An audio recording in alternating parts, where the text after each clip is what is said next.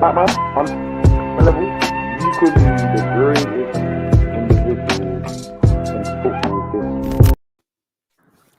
Let's get this started. I'm joined by Ty, Bees. Go on, back your boys. I know they're doing fine. Yeah, I'll back them. We're winning tomorrow. We're slapping all up starting. Atlanta. What? Rashford back. Yeah, listen, we don't need no introductions. I know you're doing fine. Rashford's back. I don't care. We're not talking about Oli. Rashford's back.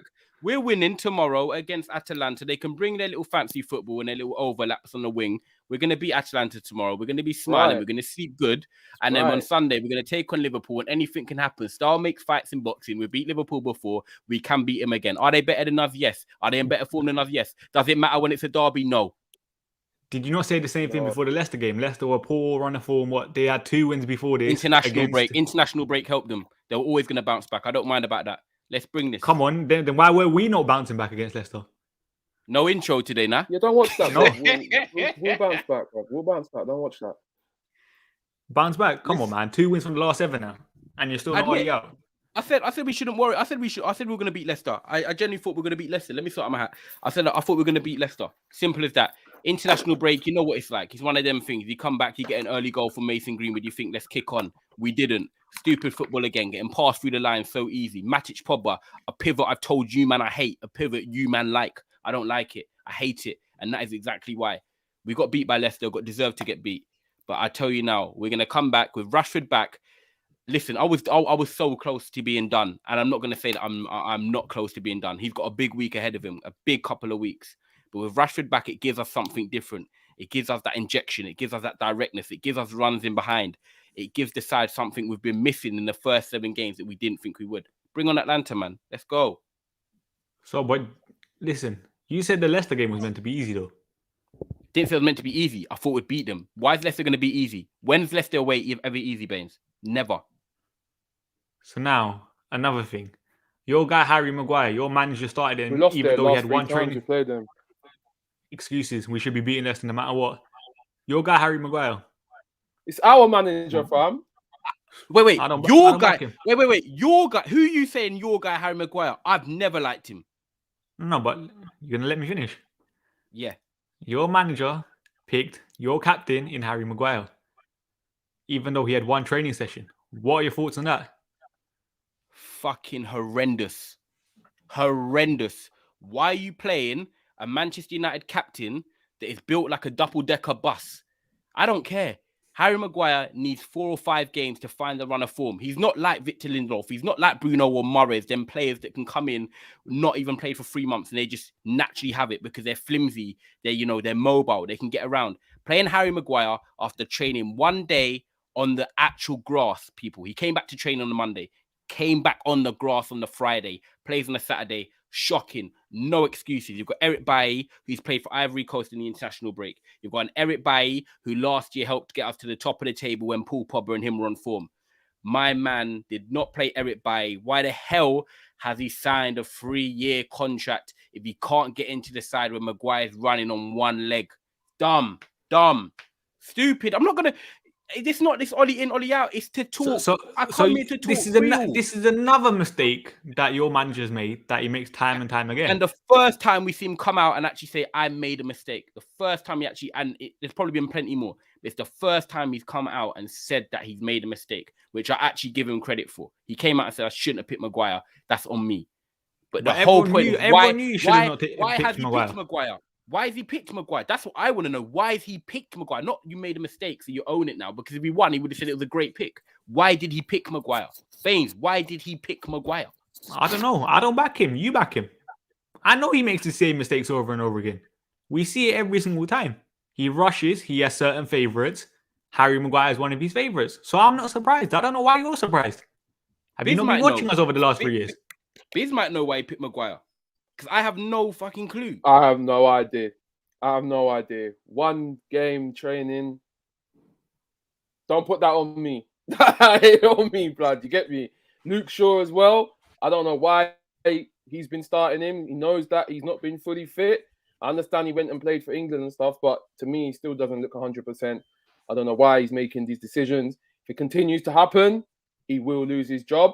But for the meantime, he's not been given the bullet. For the last 3 years. We'll see what go on. Let's see in turn. Huh? It's been happening for the last 3 years. Really? These same errors.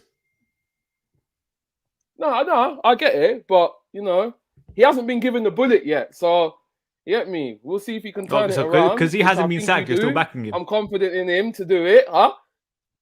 Because he hasn't been sacked, you're backing him.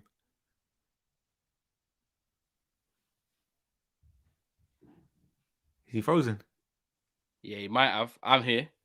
Yeah, go on. Because he hasn't been sacked, you're still backing the guy. It's not that I'm backing him. Is his position untenable? No. So is he going to get sacked? Is he going to get sacked tomorrow? No. Is he going to get sacked if we lose against Atalanta and Liverpool? Probably not. So right now, for me, I'm talking on my opinion. Yes, there's better managers out there. I'll be lying if I said there wasn't. Ten Hag's a better manager. Enrique's a better manager. Zidane, Conte, they're better managers. I would take them. I would take Ten Hag. I'd take Enrique. I'd take Zidane. But right now, Ollie's got a game against Atalanta. He's got a game against Liverpool. It wouldn't even shock me if we go and win them. And the thing is, Hadj even said it the other day on a stream, right? And this is what baffled me. I had to disagree with Hadj. Hadj said, if we beat Atalanta, we beat Liverpool, and we beat Spurs in our next 3 games, that guarantees him the job until the end of the season. I think that's bollocks. I don't think that guarantees anything. If you think he wins the next 3 games, Bains, does that guarantee him the job till the end of the season?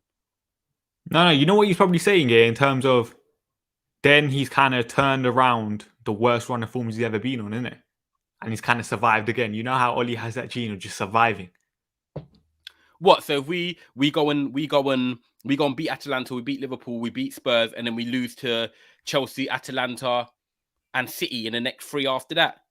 Doesn't that put him back in the shit again? Well, you would say that's 3 wins from 5 then, or 3 wins from 6. So you would celebrate that. I'll celebrate the wins in a moment, but it doesn't mean that we're over the barrel of runs. I want Ollie to do well. I want him to succeed. I'm not Ollie out yet. And that's what I'll make clear. I'm not Ollie. I hate this divide of Ollie and Ollie out. When I'm Ollie out, I'm Ollie out. However, we've got games at Atalanta. I think we beat them tomorrow. You're going to think I'm mad. I'm genuinely confident, despite the way Gasperini coaches them, despite the overlapping, despite the chances they will get. I think we beat them because Manchester United will play better against teams that are more expansive. And I know Leicester are quite expansive and they beat us 4-2. I get it.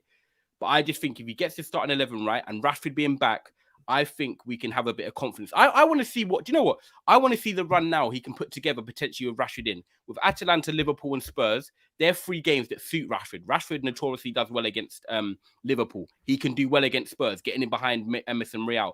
Atalanta, they play however back 3. We know that Rashford can get into behind. We've missed that type of player. We've missed that type of dynamic. Now, if it goes shit wrong and we lose our next 2-3 games, Spurs, Atalanta and Liverpool included, I've got no leg for him to stand on. He has to go. He has to go. I'm not waiting until the Champions League knockouts and he gets knocked out of the group stages. While we can save the season, we get rid. But I don't want to get... it's like, as much as I would take a Ten Hag or Zidane, I'm not getting rid yet. He's still got a couple games left in my tank. My petrol tank is not empty yet. It's not empty, Bains. First of all, Football Inc., we're going to get onto Pogba and stuff here. Hopefully Biz comes back in here. Big up once United he fixes internet and stuff. Then we'll discuss that because Biz has an interesting point on him. Big up United Toes, big up Statman Ty. Only guy can tolerate. Biz, your manager's done at Hey when Salah backs off his top at Old Trafford with a hat-trick. Bainsy, mod me. Yeah, I'll mod you right now, United Toes. So you really think big up the man in the comments as well. Make sure you like him. So you really think one man in Marcus Rashford is going to turn around all that form? Do I think it gives us a different demographic? Yes, it does. Do I think it makes us play a little bit different? Yes, it does. We noticed already, he come on for 15 minutes. He was tidy on the ball. Luke Shaw looked like he had a little bit of life in him. The running behind, Victor Lindelof finds him. Who else does that on that pitch for 75 minutes? No one. Don't bullshit me. No one does that. That's a goal because of Rashford's movement. That's a goal because of Rashford. I've always been on Rashford's back. I don't think technically he's the most intelligent footballer. I do think he's a bit more cutting and shoot. He's a bit more raw with it, would I like to say. You know, he's more of a numbers player rather than an IQ player. He's more get goals and assists.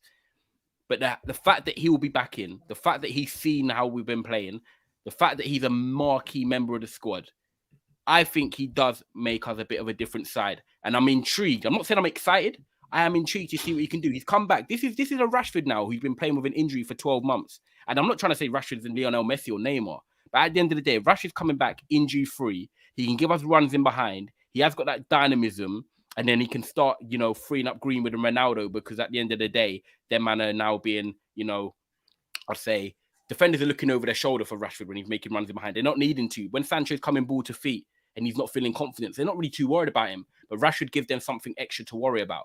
But for me, the issue for me with the Rashford dilemma is that Rashford's a nailed-on starter, because I love Martial, but with Rashford being a number one starter, who do you play with him to get the best out of the front three? You can't have, I don't think you can have Greenwood, Ronaldo, and Rashford, because they're all gun-ho with Fernandes in behind. Where's the ball retention? They're all cutting and shoot. They all get the ball and release it quickly. But am I excited for Rashford to be back? 100 million %. Have we missed him in 7 games? 100 million %. Has Ollie missed him for the way Ollie probably wants to play? 1 million. How does Ollie want to play? Probably counter-attacking football, trying to play it quickly, but he's not really able to do that. Teams sit back. They sussed us early, and that's for Ollie to work out. But so if teams sit back, doesn't that make Rashford kind of useless then? No, but I feel like the games we've got coming up now, are these teams going to sit? Atalanta, they're going to sit back. Spurs might. But you're using that excuse for the last 7 games, though. Back. Say again. You're using that excuse that Rashford was out for the last 7 games. But he's had to make do with what he's done. I don't care about, to be honest, with Rashford, him being out the last 7 games, I didn't think it would impact us as much as it has, because he gives us something different. But I know now in these fixtures, if you said to me 7 games at the start of the season, or these 7 games now, where do I want Rashford? It's these 7 games now where there's going to be space in behind. And when's Ollie's job on the line? Right now. Not the first 7 games. His job is on the line right now. The maddest thing, Statman says that we were using that as an excuse. No, we wasn't, because we believed that we could have won all those other games. No, I'm talking about tying it. Because listen, Biz, you were out for a bit, with your Wi-Fi problems. Yeah, I'm here now. Ty was using that as a kind of an excuse. I'm not using it as an excuse. I'm saying that with Ollie out, Ollie in, I'm backing Ollie, and now he's got Rashford in. These next 2 games, next 3 games are key. And I think Rashford being back, that goal against Leicester, Biz, doesn't happen with Rashford making that run in behind. We've missed that type of thing. And I'm saying now with Atalanta, Liverpool, Spurs, City, it's the perfect time to have him back. And I'm not saying that I want Ollie out because I don't think his position's untenable. If he lost the next 3 games, yes, we're having different conversations. But if we go and beat Liverpool, Atalanta, or win 2 out of the 3, he definitely gets more extra time. So I'm interested to see what Biz has said. Me and you have been chatting for a while. I wanted, because I know Biz is a bit more, I'm not even going to try and say it, but Biz is probably a bit more Ollie in. I'm interested to see what he's got to say as well. Just a bit. Just a bit. What do you mean, cuz?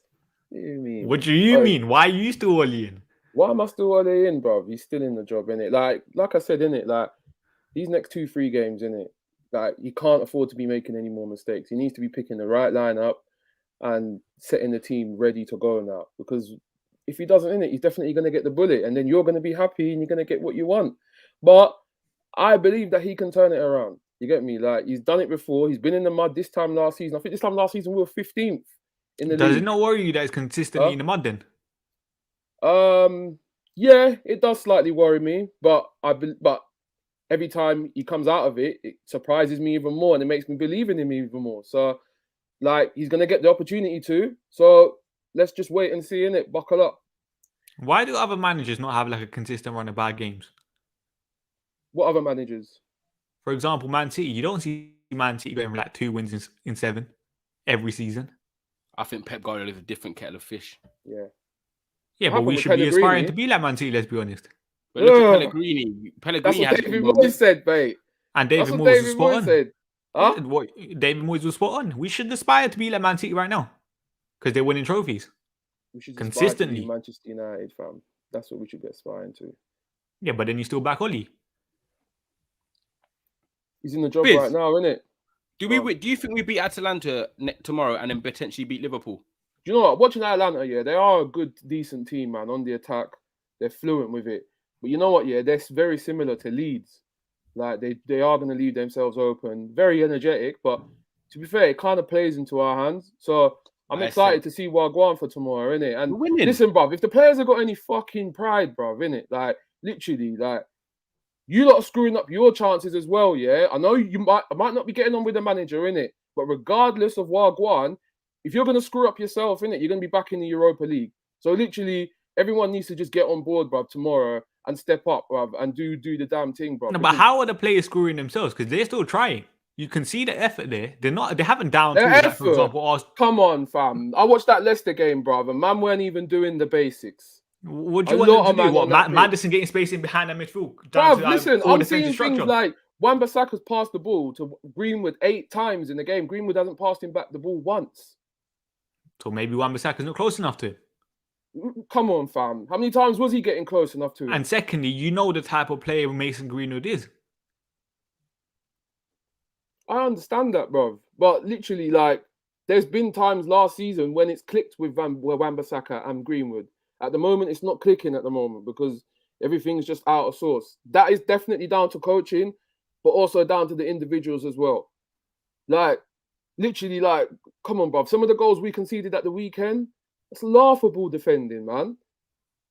Yeah, So what Ollie happened to your don't set piece ask coach? him to If defend I like was that. Harry Maguire, you think I'm going back in the change room and blaming Ole for conceding half of them goals? What happened to No, sure. your set piece coach? Huh?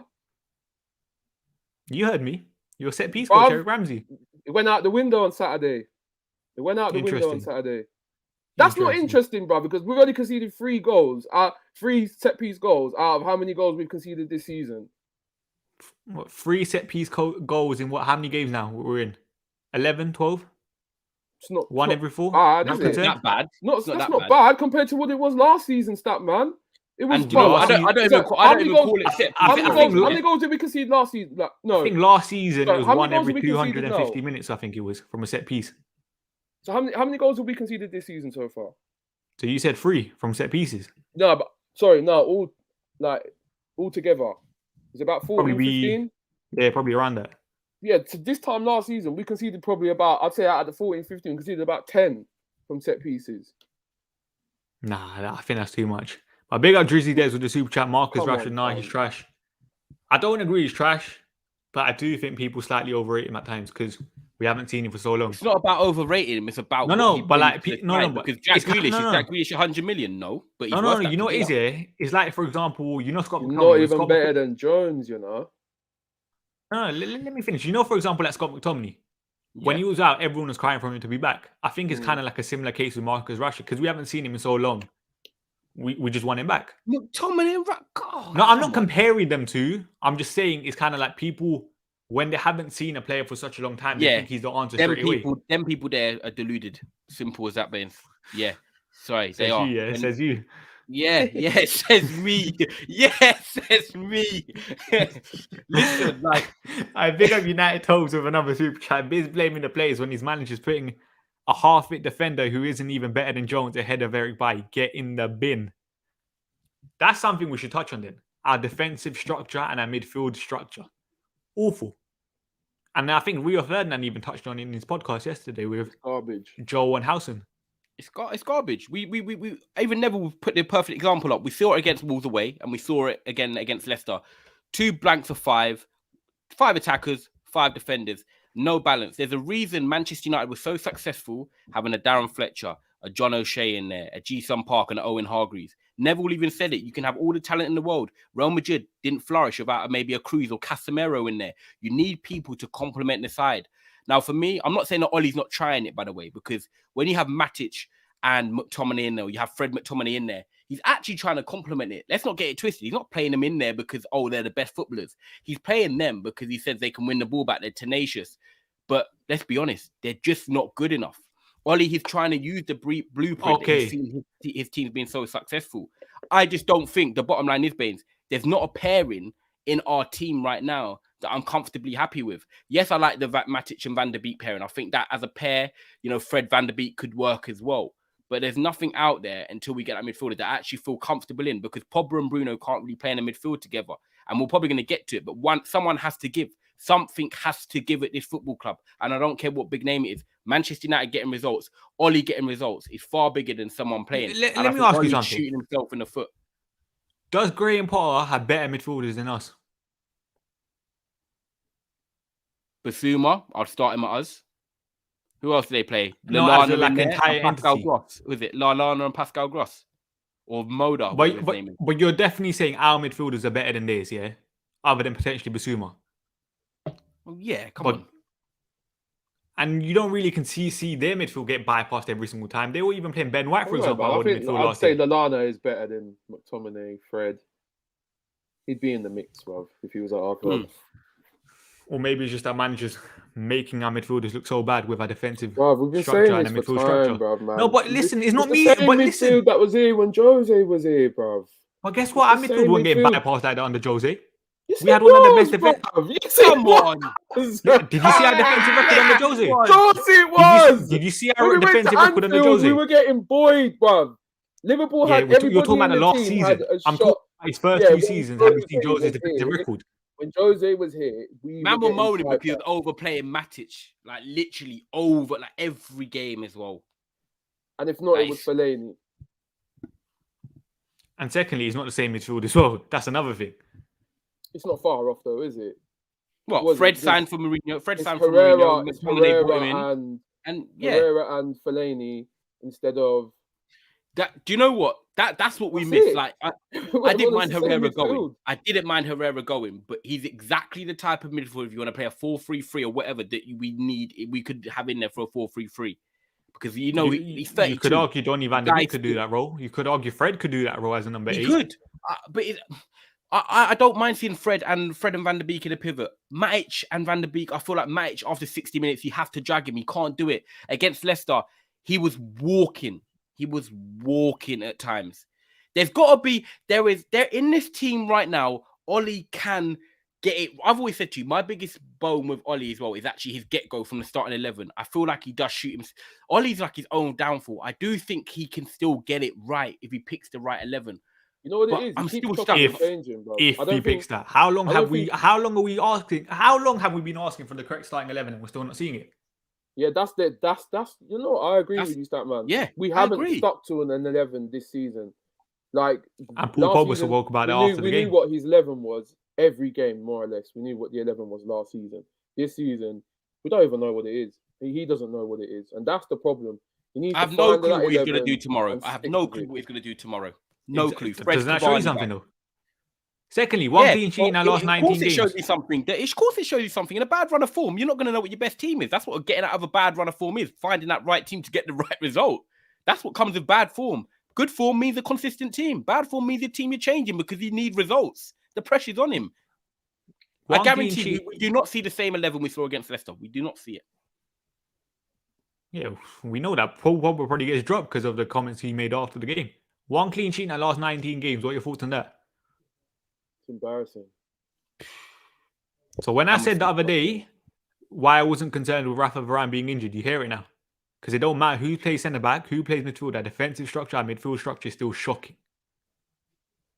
That comes You hear from that now? coaching. Yeah, Exactly. that definitely comes from the coaching. That comes from coaching. Yeah. Yeah. 100%. You've seen these men saying they're working tirelessly to try and get it changed. I think it's a bit too late, but I'm still not Ollie out yet. This next 2 weeks are big for him. I said it. I'm going to be real. Like, if his position is not untenable, so he's got a couple of weeks to try and find a solution. And if he doesn't, then the results are going to be there and the proof's in the pudding. Atalanta, Liverpool, Spurs, and City. It doesn't get much easier, to be honest. So say if he doesn't win the next 2 games, 2 wins from the last 9, are you still going to back him? Nah, I think I'm done, to tell you the truth. I think I'd be done. 2 games, especially after Liverpool, but and if it's a heavy defeat against Liverpool, no. Interesting. We'll discuss that next week. That's it. But it won't be. But let's be honest, you're not confident in that. Yes, I am. I've been confident about us beating Liverpool from weeks ago. I said, bro, we're not losing to Liverpool. You were confident on beating Young Boys. You were confident on beating Leicester, Aston Villa, Everton. We could go on. I was also confident in beating Wolves. I was also confident in beating West Ham. So you probably got more misses than hits right now. Games, the Newcastle game. Leeds. I'm holding it. I'm holding it. We're beating Atlanta tomorrow. We're beating Atalanta tomorrow. That's fine. That's still 3 wins from our last 8. Yeah, but bruv, what else is it supposed to be? It's not going to be 8 games in the one, is it? No, but I'm and just then saying. Then it's going to match up. It has to start from somewhere. So you can't be like, it's 3 games in 8, 3 games in 8. I'm not denying that. But I'm just saying, even if we win tomorrow, we're still It doesn't shocked. change anything. It doesn't change anything. No, Exactly. it doesn't change It anything, comes but to a win. hopefully But it gives us confidence something going into the Liverpool build. game, and then if we beat Liverpool, people are going to then start talking again. Whereas us lot, we talk it real. We say it as is. You want Ollie out. I think Ollie's still got a last leg to stand on. If he loses to Atalanta and loses at home to Liverpool, we saw what happened 3 years ago. That was the nail in the coffin for Mourinho. There's no reason why it won't be again. Do I think Manchester United sack him if we lose to? Sorry, people liking this video. He's not going. He's not going. He will go if we lose the next 2. Put your seat, Bains. He's not going You know if what, we lose Bains? his next 2 games. I don't know, like personally, if he loses the next 2, 3, he should definitely be gone. And like I said, if it's a heavy defeat against Liverpool, then yeah, bye. But don't forget, we got the Glazers. Tic tac. Tic tac. He will be This gone. guy, I can guarantee you that Listen. for a fact. He's gone if we lose the next 2 games. Listen, Glazers, yeah, you know how they run. If top 4 is still available, bruv, they'll keep him here to the end of the season. Listen, we're outside the top 4 already. I think we're 6, are we not? We're below Tottenham. I think we're 2 or 3 points away from Arsenal, below us, who were in a relegation battle at the start of the season. Still are. Right. We lose. We lose our next league game, and Chelsea win. Yeah, because they're going to beat Norwich. Chelsea going to be on 22 points come Saturday evening. If we lose, we're 8 points off Chelsea with 9 games gone. Top 4, Brighton have got Man City. Let's say in paper they lose, right? Brighton probably lose. Tottenham, who have they got? West Ham, they get a draw, 16 points. The bottom line is, what do the Glazers want? They want top 4 football. What do you want? What do you want? I want, no. This him. Bro, I out. want to win every blood. No. Biz. Let me do what Bains says. Listen, let me do what Bains. Hey, listen. Nah, you don't have the same source as me to do that. Right. 2 points off top 4 if we lose on the weekend, right? And I want the league people. I'm not talking about what I want. I'm talking about the Glazers. These are the people that sack Ollie. These are the people that get rid of people in their jobs. Now, they look at the end of the week. Do Glazers watch football like us? Do they follow football like us? Oh, this performance is bad. This performance is this. I said it on Haj's show yesterday, on my show yesterday with Haj. No, they don't. They're going to be looking at the table, waking up in Texas or where they are in Florida and seeing that we're 2 points off top 4. We're 8 points off top. Okay, I get it. We want to win the league. 8 points is a lot after 9 games. But they just scared that we're still, 2 points off top 4. They could turn it around is what they're going to think in their head. Then you look at the Champions League. If we hypothetically beat Atalanta, we're probably second or top in the group. So for them, top or second in the group in the Champions League, yes, they're out the Carabao Cup, but we're 2 points off top 4, where we know we're turned a bit into like Arsenal in terms of ownership. They just want top 4 football. We don't want that as owners. We want him gone if we're out and, lose to Atalanta and Liverpool on the weekend. But the Glazers don't see it like that. It's a business for them. And I'm telling you now, he does not go, people, if we lose to Atalanta and Liverpool. And I tell you the difference in that is that he doesn't go, is that he's not going to go because we're going to beat Atalanta and then we'll see what happens in the Liverpool game. So if we lose both of our games, that will be 6 losses in the last 9, right? Correct. And you don't think that's a concern for the board? Because let's be honest, they're all the statements that we're listen. For me, numbers. We're talking about. Business is numbers. No, but listen. Bains, business is numbers. Tell me why. I want to ask you, Bains. Business is numbers. Tell me how. Let me finish. Because let's be honest, all the leaks we're seeing right now in terms of, he's safe in the job. Let's be honest, we all know that's rubbish. He's not. Yep. They keep saying if the results don't change in those little statements or whatever the club puts out. That's what we see.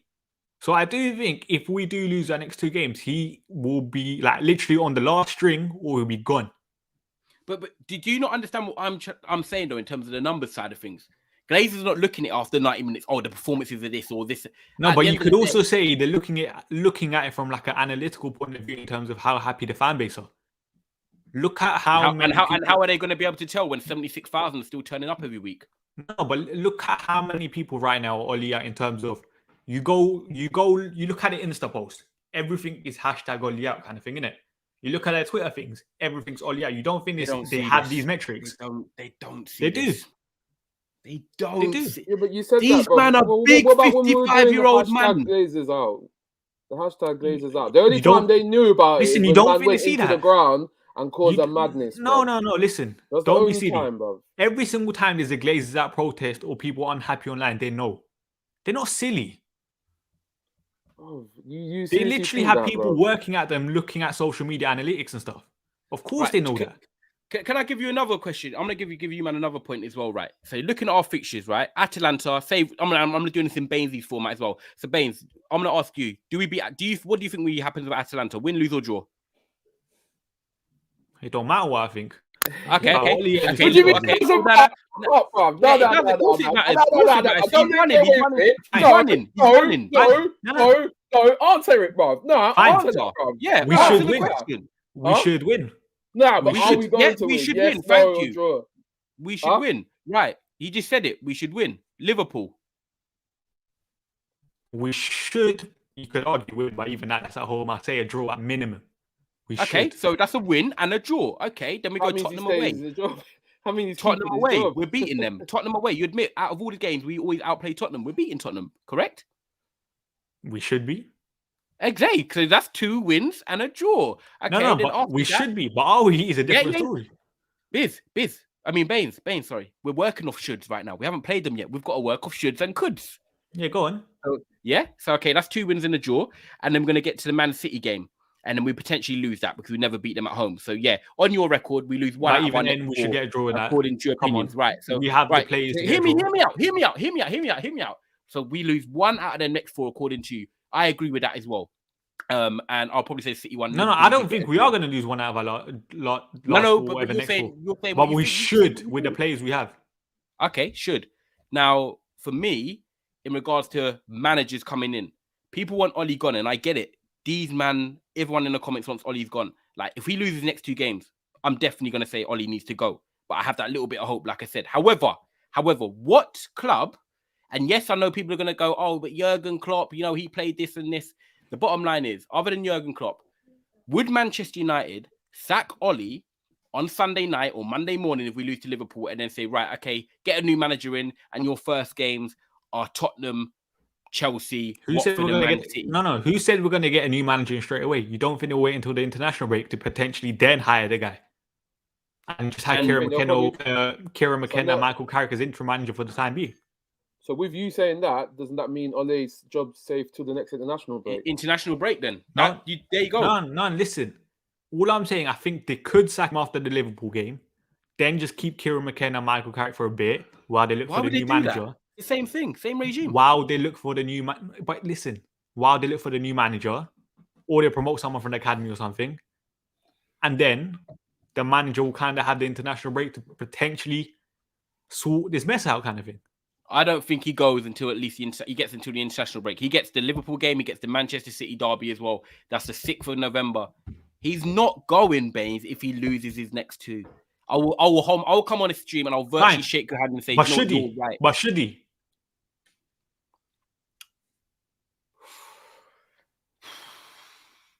Should he what? What would you mean?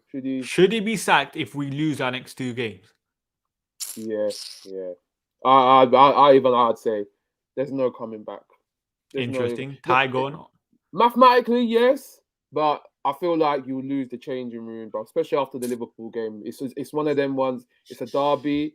It's one of them ones. Mourinho part 2. This is Mourinho part 2, isn't it? Yeah, that's do or don't for him, man.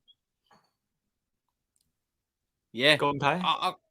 Yeah, do you know what? It's just quite sad for him, man, because I feel like his interest is not sad. He's had enough time. I'm not sad. No. I'm not saying it's sad because I'm saying it's sad. I'm saying it's sad. Why would I be sad? Obviously, he's famous. Because I actually feel like as a manager, more than Mourinho and LVG and David, I actually feel like he really cares, innit? Like he really wanted to pull United out, and he's done. Do you know what? As much as Oli gets criticism, we've got to actually commend the job he's done. Like, I feel like he's going to leave, and everyone's going to try and talk shit on his name. Like he's actually done quite well. Like he's there's so many Oli-ins here that will cry when he's gone. Like the same way what happened with Lampard. He built a squad there. Like the next manager is going to come in and not walk into a bomb. He's going to walk into maybe 2 or 3 tweaks. Like Oli's got to be commended for the job he's done. But I just think, if he loses his next 2, for the squad. I think if he loses his next 2, he has to go. And the reason I say that is because these are not Atalanta away. It's not Anfield away. Will I say to you, man, do you know what? We'll probably lose them till we keep it moving to the Spurs game. These are Old Trafford.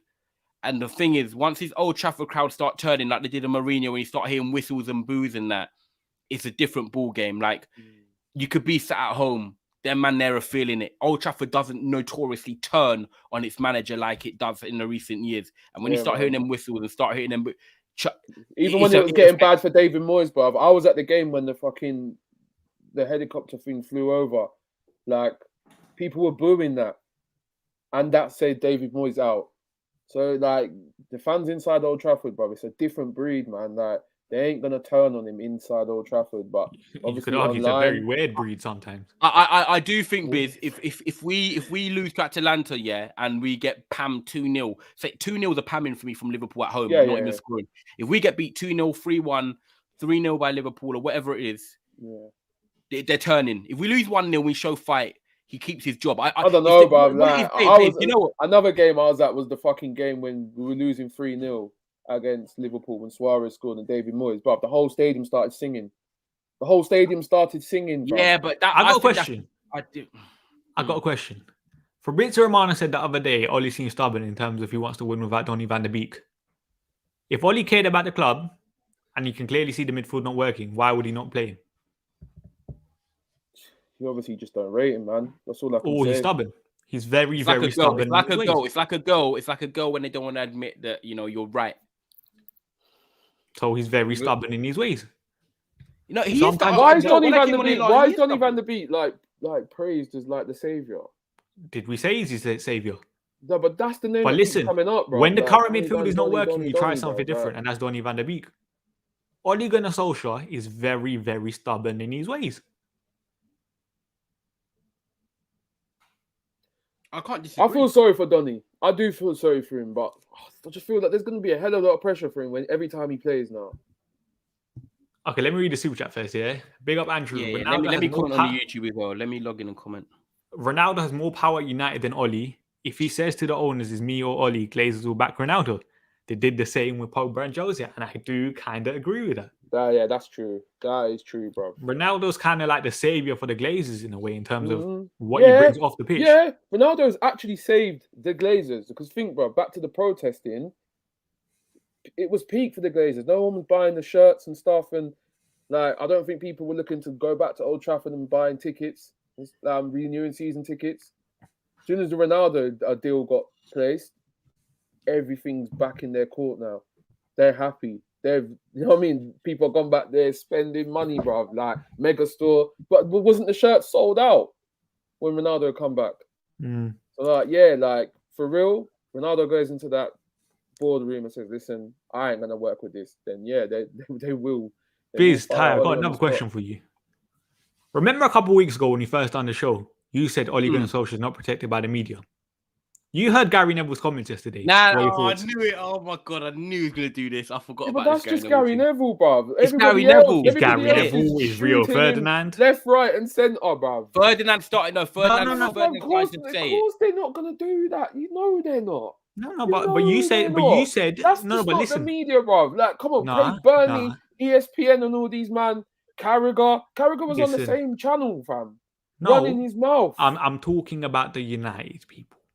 Secondly, if this was Jose, I said it at that time, he gets criticised. With Oli, it's his best friend, it's his mate. He keeps. Yeah, but didn't Gary Neville also say tell me didn't Gary Neville say that he never wanted, he never screamed out LVG out. He never screamed out. Yeah, no, but I'm just talking about the expectations were a lot higher for Jose. I think Paul Scholes said, Saeed put the clip out yesterday, he wanted him to win the title. Gary Neville said exactly the same thing about Jose. But Oli, it's fine if we get top 4. It's fine if we get knocked out of the Champions League, get into the Europa League and win that. It's fine, apparently. Manchester United football. I can't comment because I'll let you. I can't comment because I haven't seen. So now you haven't seen it. Interesting. To be honest, no, because Gary Neville was Gary Neville for me. Like Biz said, like, I actually put him in his own lane. Did I expect Gary Neville to come out yesterday and say that he's going to go? No. I'd have been shocked more if he did. So I don't care. Gary Neville said, do you know what? Funny enough, Gary Neville actually said after Ole's first summer transfer window, after we signed Maguire, said Man United will win the league before Liverpool. Yeah. So when you're saying that he's never said that he doesn't expect Ole to win the league. No, but listen, he also said on Twitter, he also said on Twitter, Harry Kane, Sancho, and Varane equals a title. But guess what? All of a sudden now, even though we signed Cristiano Ronaldo instead of Harry Kane, who's still a top player, we have a problem with that. His expectations now, it's fine if we get knocked out of the Champions League and get into the Europa League and win it. But if we get to even the comment yesterday from Gary Neville, we win the Europa League and finish top 4, that's progress. Bollocks. Absolutely bollocks. If you offered me right now Europa League and top 4 finish, leave your £1 million, whatever you're going to offer me, and take it home. I don't want that. How is that classed as progress? We got to the Europa League final last year because we got knocked out the Champions League. The bottom line is we should not be getting knocked out the Champions League this season in the group stages. That's a sackable offence. What do you think of this comment? Who said that? You said that. I said about Baines' comment because I saw what Gary Neville said yesterday. Yeah. So you saw it though? Oh, yeah, I saw the clips of Gary. I didn't watch the whole thing, but I saw a couple of clips. Yeah. Of course Thank you very much. Thank you very much. Yeah, big up touch. Yeah, of course. Secondly, yeah, and it's not acceptable. I'm not having it, but I didn't say that Ollie's protected by the media. I went the one that said that. I don't think he's protected. I think Gary Neville is never going to call him out. It's something that's standard. I just think that's standard. I would rather listen to someone like Carragher or people that are neutrals who are just going to say it as it is, like Jamie Carragher did. So wait a minute. Who was on match? I got a question. I got a question. Who was on Match of the Day? Who was on Match of the Day on Saturday? Who watches Match of the Day? Who watches Match of the Day? Come on, fam. That's still one of the highest. Match of the Day has died over the last couple of years. Nah, it's back. It's coming back. Come on. Well, you think I'm watching Match of the Day after we got smacked? Yeah, that's you. That's you. The older generation is still gonna fuck with it, man. Come on. Match of the Day hype when you can just see the goals on what Sky Sports. Yeah, but that's for us younger generation, that's bro. What we know. That's what Listen, we know. My dad, you think my dad knows how to work YouTube and all them stuff there, bro? He's still staying up till 10:30 to watch Match of the Day on the Saturday. Okay, so, Match of the Day hype now. Yeah, go on. It's not even a Match of the Day hype, bro. I'm just saying who was on there and who was on there. I'm guessing Alan Shearer and them, man, innit? And I'm guessing them, man, are not protecting Ole. Yeah, because they're not United people. So what? Secondly, I got another question. But you're saying the media.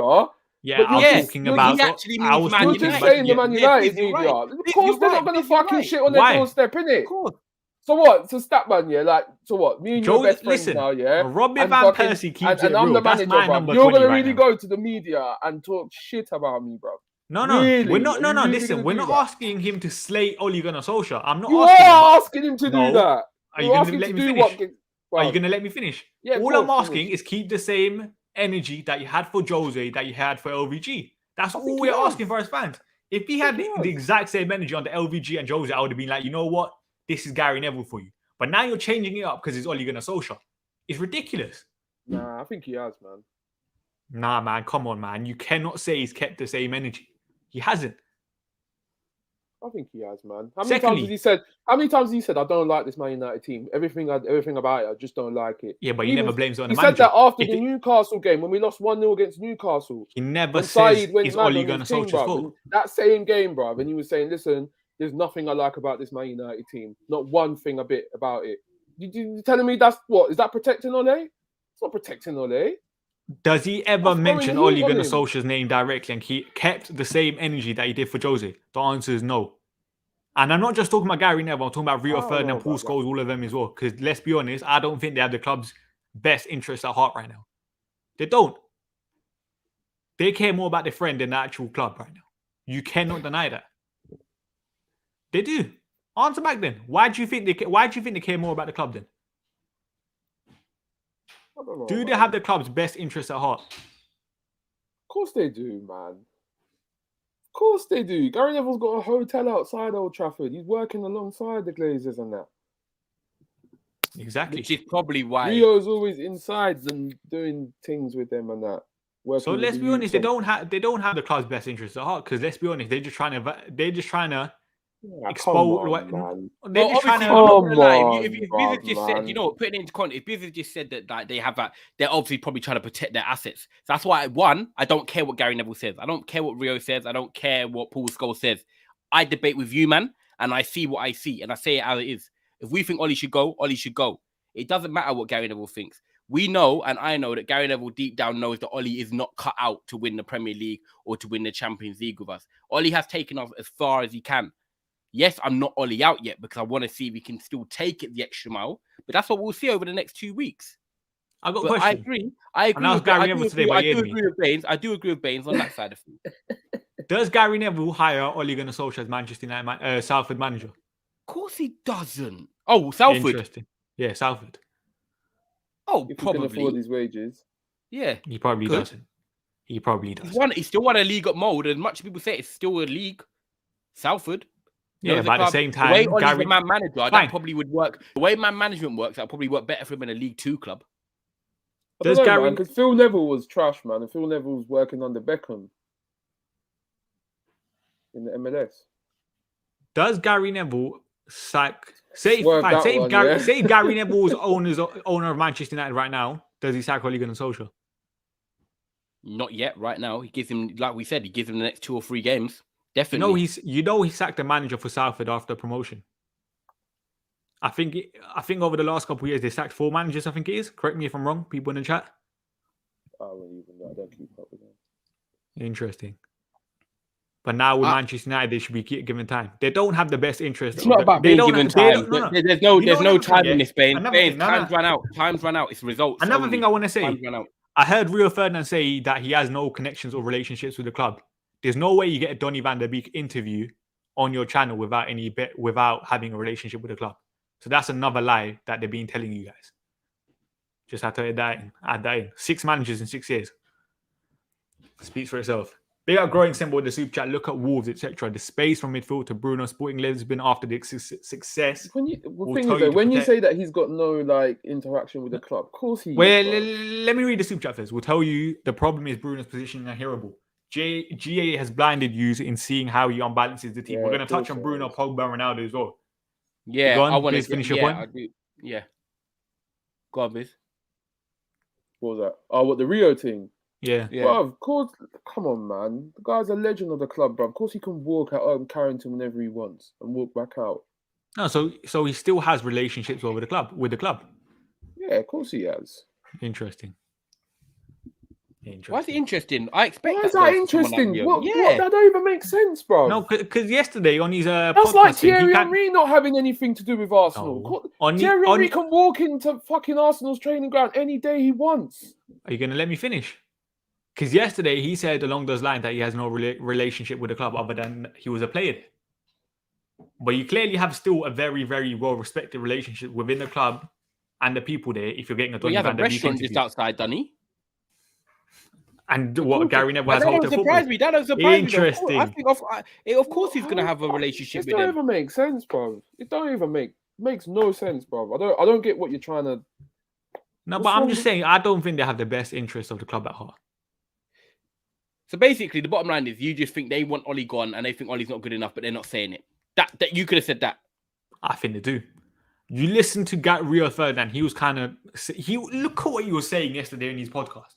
He was breaking down all like the practical things and that. Gaps in the midfield, the defense, playing Maguire. He said all of that, but without saying Ole out. But he also said Ole deserved to see out the rest of the season. And guess what? 2 years of progress. I'm pretty sure Roy Keane also said last year that if Ole Gunnar Solskjaer doesn't win a trophy, he has to go. But that's what you'll find out at the end of the season, then. No, I'm talking about last season. He said that. Okay. And he's probably still Ole. For me, it's simple as this: the pressure's on now. I don't think there's no such thing as time. It's a results only. It's the results only. We could be sitting here in 2 weeks' time, and Ole could be out the door. This is not time for let's look at the end of the season or to review. Like Biz said, I think it can get like a few weeks ago. We was actually in a position where Biz was actually comfortable saying we will see because in March, April, it's actually got to the point where Biz didn't want it to be like that. Nor did Bains or you or me. We've lost we've won 2 out of our last 9 games or 8 games. How many did we deserve to win? The Wolves game, we didn't deserve to win that. The Newcastle one, I don't even know if that fits in the last 9. Didn't deserve. Well, we got the win. We got to say, okay, we deserve to win that slightly. West Ham could have drawn that. Lingard pulls us out the bag. Like Villarreal, 90th minute. We've not played well. We could be sitting here now saying we've not won in 6. We could sit here, saying that we wouldn't won in 9 come the weekend. So now, time's out the window. This is about results, and it's a results-only business. Do I think Ole goes? No, not after these next 2 games. But do I still believe that he can win against Atalanta, win against Liverpool, and beat Spurs? Because I think we can beat Spurs away. Yeah, but if he doesn't, I'm not. You could be sitting there saying I'm living on hope. But I think Rashford gives us a different demographic. I'm intrigued to see what he does now he's back. Does he change us a little bit? He's an Ollie type of player. Ollie likes directness. Ollie likes people that cut and shoot, numbers players, goals, assists, not high IQ ballers, as you've seen with Martial, Van der Beek, Sancho, all struggling in the side. You know, Rashford's his bread and butter. Look at Rashford's numbers over the time. Right now, we need numbers.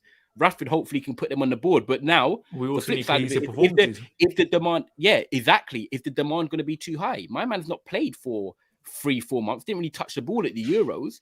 So is he going to come back really fresh? He's played 20 minutes. He's played 60 minutes. Is it actually too much pressure for a man who's 23 years of age, who's come through the academy, who's now got millions and billions of fans on his back, waiting for him to deliver the madness? Because unfortunately, the others are not, and the coaches are not. So I don't know. And I think to get the best out the side, it's going to come to our next point, because the bottom line is you've got Pogba, you've got Bruno, you've got Ronaldo. Now, for me to get the best out of Manchester United, all three cannot play. And I'll leave it to you, man, to discuss who's going to we'll get on to that. Yeah, let me answer this quickly. If anyone actually listened to Rio's last video, was critical of several things. Exactly. He was very, very critical of the structure of our team. But at the same time, he laid it mostly on the players, even though it was coaching issues, clearly. That's what we're trying to say. He doesn't, like, he might say the manager might need to change stuff, but he never necessarily says Ollie kind of thing. He's directly, like his name directly. Secondly, all this stuff is his third full season, right? Ollie's. Third full season. Third full season now, and we're still seeing the same mistakes.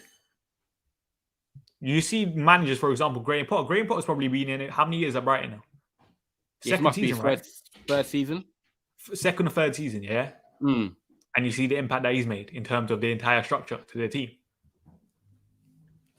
Now, thirdly, Biz, you said something very, very interesting about Paul Pogba in the group chat. I didn't Go say on. anything about Pogba. No, say it with your chest now. I didn't say anything about Pogba. That man's probably got a screenshot there waiting, to be honest. I will bring up the messages then. No, say it with your chest now. Come on, man. All right, listen. See, with this Paul Pogba thing, bruv, something has to give. Like Ty was saying earlier, bruv, it's one or the other, innit? We've tried to cram him in so many times. I'm one of the people, I like Pogba on the left. This season, we've seen him play there a couple of times. His first two times in this game, two games of the season, he was good. He faded away. Then, now we're playing him again in the deeper line role. Every time he plays there, he stinks. I don't know, but I just feel like it might have come to the point now where this could be Pogba's last season at Man United, because we've been trying to find a solution with him. Probably could be down to the coaching, could be down to the manager's tactics and so, but it's two managers deep now, and it just doesn't seem to click. Now, okay, let me respond. I know people are going to say Bruno this, Bruno that, Bruno's not great, this and that, but Bruno, come on, man. Bruno contributes, but from the minute this brother's walked into the club, contributes. Okay. Let me respond. Firstly, I'm admitting Pogba's been shocking the last couple of games. He has. But what outfield player has been good? Wan-Bissaka. Even then, in the second half, it was a bit dodgy. But you're struggling to say the performances, right, of people who have actually been good other than David De Gea. Everyone can agree with that, yeah? Bruno's been shocking, but, bro, man still contributes. No, but everyone's agreeing with that, yeah? The performances from every single player other than probably David De Gea have been shocking. Yeah, not been consistent. Mm-hmm. I understand that. Exactly. And Bruno Fernandes, for example, now you're touching on him, you're speaking about his consistency. Bruno Fernandes has been consistent in terms of numbers, but if you actually watch his performances, they haven't been great at times. But he'll get an assist, he'll get a goal. And I'm one of Bruno Fernandes' biggest fans, but I can admit that. Same way with Cristiano Ronaldo can do that, for example, as well. I'll say it. So I don't necessarily think that means Bruno Fernandes is consistent, even though he has good output. Listen, I am keeping Paul Pogba every day over Bruno Fernandes. I don't care about this numbers of this impact. Pogba can control games. He can find passes people can't. I don't even mind seeing him in the advanced role. Pogba is one of the best midfielders in the world, and I know people say I want him on the left. Biz, I have to completely disagree with you. Like I can't see Pogba on the left anymore. I don't see him on the ball enough. Where are we going to play him? Back. We've got to find a way to get him working in midfield. But the thing is, this is why we talk about it. Who's going to be dropped and who has to give? He's going to. Yeah, the bottom line. I don't want Pogba to go. The bottom I line is, don't want him to go, bro. but hear me. The bottom line is, Ollie's gonna drop Fernandes. Drop Pogba because it's easier than dropping Fernandes because of what Fernandes has done in terms of contributing like numbers, like Bain said. But if you're talking about the best players at Manchester United and getting the best midfield, Pogba's in that best midfield. 100%. There's not me people like people say like you, for example. I'm not even coming at you. You say you prefer him on the left wing. If Paul Pogba goes to Real Madrid or PSG, they're not paying him on the left wing. The guy's a central midfielder. So the bottom line is he should be playing central midfield because that's where his position is. He's top 4 midfielders in the world. For me, obviously, probably one of the top 2. You got De Bruyne in there. You got Verratti. You got Pogba. You got De Bruyne. You got players like that. You know what I mean? Central midfielders, Conte, and so forth. Pogba is elite. We take out Pogba, we're not even going to be able to replace him with quality. Yes, people might say, oh, the team looks a bit more balanced now. We win a few games. Paul Pogba undeniably has to stay and start in the midfield. That is what we need to find. The bottom line is we're talking about who we think should be dropped. For me, if I'm dropping someone, I want to see Bruno out the side because you've got Ronaldo and him in there, 2 people together that like the same type of football, impact players, run into the same spaces. It's just like a car crash waiting to happen. Paul Pogba starts in the midfield. You know, I wouldn't mind giving it a go. I wouldn't mind giving it a go. But you see, with this Pogba situation, could play in the 10.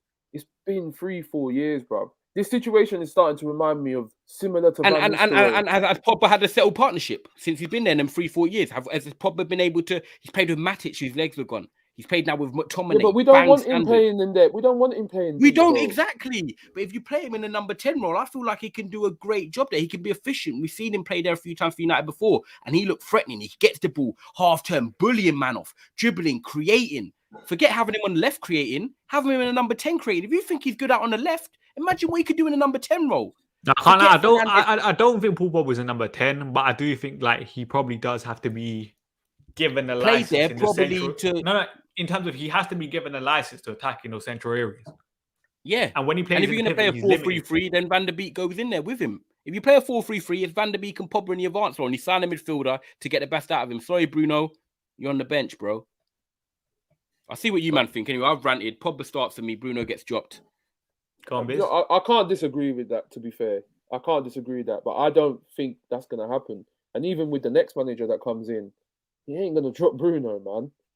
I don't see it, bro. The only way we can try it is if we're going to put Bruno up as a false 9. I can't lie. I think you'll be surprised about the number of plays our next manager will like. Bro, he probably might even still play McFred for all we know. Like, I genuinely think, for example, say if Ten Hag comes in, people like Wan-Bissaka, who's literally, you could argue, he's a fan favourite, is going to be dropped. Yeah. You could argue even someone like Bruno Fernandes. I think he calls back Ethan Laird straight away. Yeah, but he calls in terms of a lot of people's favourite players could be dropped. And Martial, Sancho, Van der Beek, shine straight away. Give me Ten Hag, give me Enrique. These men are striving straight away. Sancho, Martial, Van der Beek, high IQ ballers, Pogba. I don't care about the rest. If I've got them 4 man clicking and playing combinations and playing confident football, I'm fucking happy because all you got to do is put some man around them and they're going to flourish. Simple as that. Maguire, shaky. I don't even know. Eric Bailly might struggle because technically, yeah, Lindelof might be one that gets a bit of fan favourites, might get a bit of favouritism for him. I wouldn't even be surprised if he started Varane and Lindelof centre back if Ten Hag or Enrique come in. This as well, yeah, like your idol will be dropped. I said this on Twitter. If Ronaldo gets dropped on the new manager and we win trophies, I'm fine with that. Like people keep saying, for example, one of Bruno Pogba going to be dropped. Do you care? My answer is no. I don't care who gets dropped. I think we have too many players in we have too many big names anyway in terms of fitting them all into one team. And that's what Ole Gunnar Solskjaer is trying to do in my eyes, trying to fit everyone into one team. I've always said this, balanced teams beat big individuals. I don't care if Ronaldo gets dropped, even though he's my favourite ever player. I don't care if Pogba gets dropped or if Bruno gets dropped or anyone. As long as we're winning games and we're performing well, it's fine with me. Ten Hag. It might not be fine with Ronaldo, but it's fine with me. Ten Hag, Enrique, Conte. Actually, forget throwing Conte. There's Ronaldo starting any of them teams for him. Forget who Ronaldo is as a player. I'm on about the player for the coach. Enrique, I don't think Ronaldo starts for. Ten Hag, I don't think he really starts for. And you know what? I think he starts for Ten Hag. No, in terms of the style of player Ronaldo is, maybe not, but is Ronaldo in it? Like once you have someone like Cristiano Ronaldo. I hate this Ronaldo. No, but it's true. It's true. Like there's some players that you could argue are bigger than the team. Ronaldo and Messi being one of them. Drives me nuts. No. Bruv, he's working with Haller right now. Look what he's doing with Haller. Yeah, because Haller can at least hold the ball up and do you know what he can do? What Ronaldo can't do. He can also get the wingers involved, inverted wingers coming inside, feeding off him, chesting it down, little link ups. They can do that. Jerry, you're gassing in the comments. Ronaldo does not start for every coach. Oh, this. No. I think some coaches. I think some coaches may want to drop him, but they know the status that Ronaldo holds. Your original point, Bains, was bang on. Sorry, to go back to your original point was bang on. There'll be players that, coaches won't like. Bruno will be at risk. Nah, because you say that, bruv. If he had went Man City, he'd started most of the games, isn't it? Yeah, that's all they need. Someone to bang the ball inside the 18-yard box. I get that. Ronaldo should have gone to City. He would have scored 30 goals plus the season. I get it. Styles make fights. He's not the right fit for us because he messes up with our balance. But I think what Bains was going back to, which is bang on right, is that with certain coaches, they suit certain players. And, if Ten Hag or Enrique comes in, it will be people like Sancho and Martial and Van der Beek that would thrive under these managements because he would put them in training straight away. And the first training session he sees, he's going to be like, raw, these men can actually play football. 100 million %. Enrique would be the same. Maybe we get someone like Zidane who might be a bit pragmatic. I think it gives room. Bains will probably agree with me looking at Zidane a lot as well. Probably room for maneuver. Zidane is not like a Ten Hag or Enrique. He can, he likes to play possession-based football, but he doesn't mind if you're more physical or this or that. I think he gives you more room for maneuver. Where Ronaldo could suit, Van der Beek could suit, Martial could suit, Rashford could suit, Greenwood could suit, because they all bring something different, and Zidane can make that work. But if you're getting these sort of passing managers in who want to keep possession and link up play, that's why Ferran Torres does so well for Spain. He suits them. Mobile, links up play well, drops in the pockets, brings others into play. It's not always about but I hear that. Yeah, but as I said, is Ronaldo in it? It's not like a Bruno Fernandes. You know what, though? No. You know what pisses me off? And but it's the fact that man just say it's Ronaldo in it. But Ty is the truth, though. It is Cristiano Ronaldo we're talking about. Come on, man. This is... What? So when he's 45, it's Ronaldo in it? No. He's not 45, But listen, in terms of... I think even with Cesario or Allegri spoke about it here. There's certain players that you have to kind of go through kind of thing, innit? Like you just have to play them. Zidane used to start seasons and not even play Ronaldo sometimes at the start of the season. He'll save until February when they're playing in the crunch games in the Champions League. He would rotate the squad. You don't have to start Ronaldo. If Zidane comes in, I guarantee Ronaldo does not start every game, Yeah, but he's never I reckon he starts a large percentage of them. Years. Yeah, he starts a large percentage of them. Yeah, a good 85-90% of them. It's not. People think I think Ronaldo's shit. It's not that I think Ronaldo's shit. It's what I think we needed for the team, and I just don't think I've got a great. I love a shoe. I'm in JD Sports. I see a lovely Nike Air Max. I want it. I go to the person. Can I have it in size 9, please? Oh, sorry, I've only got size 8. Am I going to force my foot into it, or am I going to say I'll wait for another day? I'm waiting for another day. Ollie forced his foot into the thing. That's the way I think of it. He just forced his foot into it. Like. As much as Ole probably did have something to do with getting Ronaldo, I still think it's more of a Glazer signing than anything. Yeah, it is. I don't want to turn it into a Ronaldo thing because everyone knows my stance. No, but the thing is, at the same time, Ole Gunnar Solskjaer wanted the striker. Probably from last year, you could argue, because you got Edis Cavani, Igalo as a short-term signing. But that's why. Can I just respond? Sorry, by the way, Farah, that comment about Conte. Conte wanted him at Chelsea. By the way, Conte wanted Martial at Chelsea. Just wanted to put that out there. By the way. That comment was up. Conte wanted him. Conte wanted him at Inter. Conte wanted him at Inter. Conte wanted Martial at Chelsea. He wanted him twice. Poch wanted him also at Spurs. Zidane also was linked to him at when he was at Madrid. So, yeah. So, fine. The Ronaldo... Another thing I wanted to talk about, people keep talking about the Ronaldo pressing stuff. What do you think of that? Let me press anyway. Exactly. Thank you. You see the light. We don't Go on, press Ty. Anyway, man. We're just pressing individuals. We didn't press before him. Ronaldo's just doing beep. Fernandes is just doing beep tests back and forward on his ones. Cavani does press as well. Cavani. Do you know what? Right. Can I say one thing? Right, actually. So you're all admitting we press as individuals and not as a team? Yeah. And I'm going to tell you why, just quickly, actually, while it's fresh in my head. Because actually, I don't know. When Dan James was there, you would have said we could have had a front three that actually. No. Jerry, I'm going to give context. Let me just 30 seconds, Bains. Let me land this. Right. I look at the game against Everton. Yes, we drew the game. Ronaldo come on after 70 minutes. Now, for me, people could talk about who would I want, Ronaldo or Cavani up front. I actually say in this Manchester United team, I want Cavani up front. And I'm going to just give you a short example why. When we played Everton, they had a couple counter-attacks in the first half. Yeah, teams have counter-attacks. But I'm talking about when Everton are playing out from the back. When Leicester, for example, on the weekend are playing out from the back and you've got Fernandes and one person pressing, it's so easy for them to punch it through the lines. When we saw Everton play at home at Old Trafford to us and we drew 1-1, in that first half, for me, that attack with Martial, Greenwood and Cavani was more balanced. However, there's one big thing that I noticed, which I think when I watch football, I watch the overall game. I'm not just watching what I see. I'm looking around. Cavani has the... Yerry Mina has the ball. Pickford has the ball. Michael Keane has the ball. For me, Cavani's the type of player, because he presses in clever ways, angles, and the way he does, he makes Pickford kick it long. Yerry Mina, he makes them kick it long. He doesn't help create them angles to have passing avenues. And you have Greenwood and Martial sort of just shutting them down, and Bruno, who's able to press more because Cavani's pressing with him. Now, what does that lead to for Manchester United in that first half? A lot of turnovers because they're kicking it long. We bring the ball out from the back. The midfield press up high. We press up and get the ball back from the goal kicks. When you've got Ronaldo in there, I'm not trying to criticize Ronaldo, by the way, but him and Bruno, they don't press right. They've got no cohesion. Well, I feel like Cavani is better. He's looking around. He's trying to make little angles for people to press with him. And we actually turn over the ball better. So this is what I'm talking about. I'm not talking about Ronaldo being a dead player. I'm talking about when Cavani's in there, I actually was like, right, Manchester United is seeing much more of the ball because he's rushing them into kicking it long, not being able to pass the ball together. So it's what he's giving us off the ball and the angles he's using. And that's why I actually like Cavani in there. And I thought the balance of the side was much better than having Ronaldo on, which we saw in that last 20 minutes. But one player shouldn't initiate a press, though. It shouldn't initiate a press, but it's intriguing that with Cavani on there, the presses are more smarter, should I say. I just think he runs a lot more than Cristiano Ronaldo off the ball. That's all it is.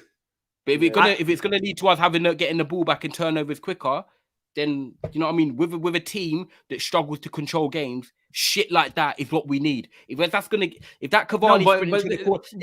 sprinting to the corner flag to win the ball back against Villarreal leads to a goal, then so fucking be it. So fucking be it. No, but then if that's the case, then I will be seriously looking at the manager then. Because I think Rio said the exact same thing. One player does not initiate a press. Yeah, Sancho was pressing last time. You have to, what's the point if Cavani just goes by himself? You need the entire team pushing up, closing down all the angles to make sure they go. And that's what I feel we did a bit better against Everton. But we were getting higher turnovers. But also, what Rio and them man were saying, bro, these man know this at Carrington. McKenna and Carrick, all these man know this, bro. They don't have these UEFA B licenses for show, bro. These man know about a press, fine. You say they know this here. I've always said this. Every teacher knows something. They got degrees. But it's about how you present it. That's what makes you a good teacher and what makes you a bad teacher. Kieran McKenna might know it. Michael Carrick might know it. They might have the licenses. But it's about how you present it to the team. They can't get that message across. They can't make the team perform well in terms of a pressing style of football, for example. Which means they're not doing a good job. For real. There you go. See? It's not a Cristiano Ronaldo fault. I'm not saying it's Ronaldo's fault, but and he's not Edison Cavani. Because Manchester United are not that great on the ball and we can't control games. Little triggers like Cavani just running around and pressing more and making them kick long and not enabling them to pass through the line so easy helps us get the ball back. Oh, but it's just going to turn... People are going to think this whole season I'm just ranting about Ronaldo and you know he's going to score in a final or something. I'm going to have to celebrate. And I love it because I want Ronaldo to do well. I want Ronaldo to silence him. I want Ronaldo to bring the overall game. But I just mean for Manchester United, because we're not that good and we're not in that much cohesion, we just need a bit more from all the players. And yes, it comes down to... No, but then why do you not want a bit more for the manager then? From the manager and the coaching staff? I do! He's got 2 games, Bains. He's got 3 games. He loses these next 3. It's over! Murder, she wrote. Oh, my days. This is it, but we're winning tomorrow. I'm bringing people that are here that like Ollie a little bit. He's winning tomorrow. He's restoring a bit of the... Listen, Ollie likes this. Ollie wants everyone to start, and he's going to win tomorrow, and he's stirring the porridge even more. Get your porridge ready and blow on it. It's going to be here for a while. He's not going. It's a luxury. For real. I don't necessarily think he's a luxury player in the wrong league. I disagree with that. In the wrong side, you could argue because we're just so... what's the word? We're just such a misshaped team kind of thing. There's nothing about us that suggests we're a team. We're just a bunch of individuals right now. I agree. We could win. Do you know what? That's why I'm saying we could win against Atalanta. We could win against Liverpool. It actually doesn't change nothing for me. So the fact that people actually out there think that beating Atlanta, beating Liverpool and beating Spurs keeps him until the end of the season, they're wrong. Hadj, you're wrong. And I don't care what you're saying about, because that's what the Glazers want. The fact is you say it, that he keeps there till the end of the season. No. Because we got Chelsea, we've got City, we've got Watford that we lost the last time when De Gea was playing flappy hands. You know, I can't remember who we got. Arsenal after that on a Tuesday night that we haven't beat under Arteta. Do you know what I'm saying? The bottom line is, it's between now and December. And what we'll show is how far off top four, how far off the title race. And come December, we'll also know how much we're going to get through in the Champions League. Because we lose to Atlanta and lose away to them, we're in big trouble. Big trouble. He can't survive going out the Champions League. I want him to go through in the Champions League. I want him to win these next 3 games. I want Ollie to get the season, because at the start of the season, I'm not going to change my agenda. I said I would judge Ollie at the end of the season. Biz said the same, but he's making it easier for us to get him out, and it's 2 months in. I don't want to be having these chats with Biz and Bains every week about Ollie this, Ollie that. We just want to have it like Klopp, Tuchel, Pep, a good manager that can get results. But there's one thing I want to ask you, man, and Biz, I'm going to ask you this. Genuinely need to ask you this. You've got Klopp, you've got Pep, and you've got Tuchel. Now, I'm going to just be real. Is Ollie on their level? And why do you think he should stay for the long haul if you've got quality world-class managers, like Carragher said, in them, and Ollie's not on that level? Because when he said that, I was just like, he's right. He's not wrong in it. No, he's not wrong. He's not wrong. But it's the same way people want, what's his name, from Brighton to come up to this level. We don't know, innit? He might just come to the level and stink. No, but Tyden, answer that question yourself then. You know he's not on the level of Pep, Tuchel and Klopp. Why do you still back him then? Instead of trying One to... second, I didn't even get to finish here. The reason why... No, but I just wanted to ask that. The reason why I back him is because we already had world-class managers in the position. They didn't take us any further than where we've since Fergie's been here. They've not taken us anywhere close to winning the league title. First time I've actually believed we could have won the league title was Ole in charge. That's one of the reasons why I fucking believe in the brother. And he was in the mud, similar time as this last season, losing 6-1 to Spurs. I didn't think he was going to come away from that. No way did I ever thought 2-3 months later United would be sitting top of the league. Cool, we didn't last long. Our bums fell out. But I just thought, you know what? He can build on this now. And he has built on it, but it's not working at the moment. But there's still time for him to turn it around. And that, do you know what, bruv? Okay, Biz, I've got a question for you. Mate, see, when it comes to May, bruv, I already told you, bruv, take that day off, bruv. Carnival, parade, rave settings, bruv. I'm coming to pick you up, bruv. Take that day off in May, fam. Coming to pick you Take that day off in May. Biz, I've got a question for you. If you're an employer, you see people's CV. The experienced person doesn't work the first time. The experienced person doesn't work the second time. The third time, who do you have more faith in? The experienced person or the guy that has no experience? Right, you will still trust the experienced person more, innit? Yeah, but exactly. But the guy who didn't have experience, who's come in and done pretty well and showed me, actually, do you know what? He might have something here. Listen, United Tobes, you're just on my level. Look at that. He basically said the exact same thing as me. That's a stupid argument base. If Google/Amazon sack a CEO, do they say, well, we tried experience. Let's put an intern in charge. See what happens. Nah, but obviously United did, didn't it? Exactly. So that argument, that we tried the 2 world-class manager thing, let's not try another one. It's just stupid then.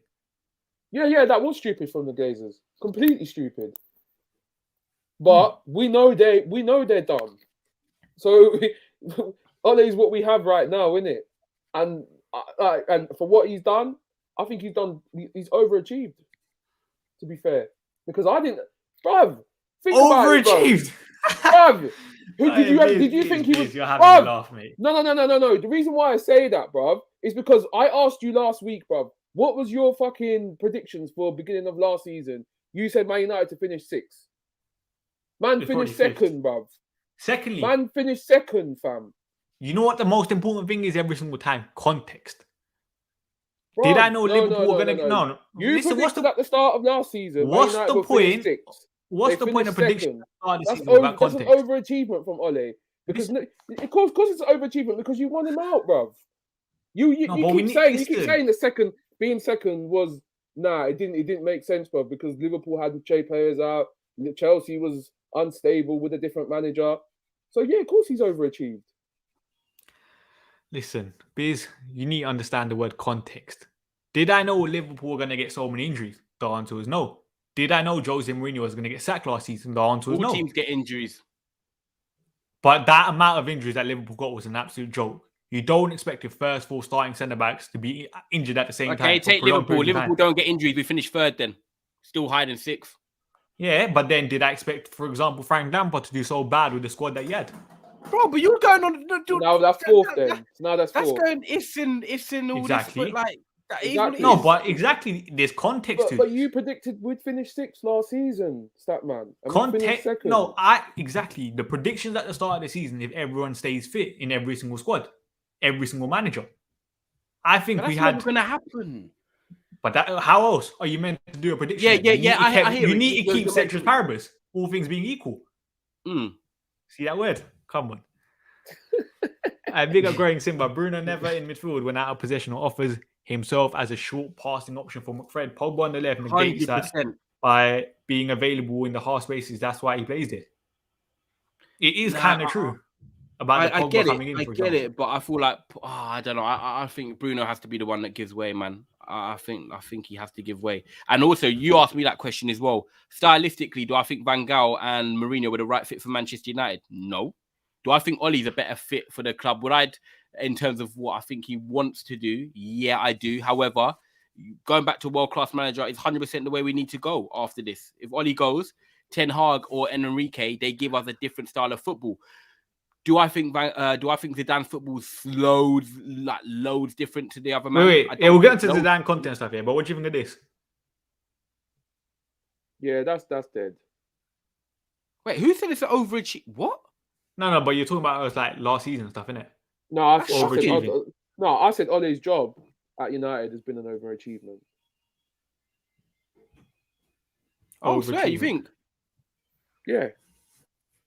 Because like, as in what? As in wait. As in, sorry, you think he's getting praised for doing more than what he's done, or do you think he's done better than what people expected? I think he's done better than what people expected. Fine. But you know, in terms of he done better than what people expected, is that because their expectations for Ollie were so low?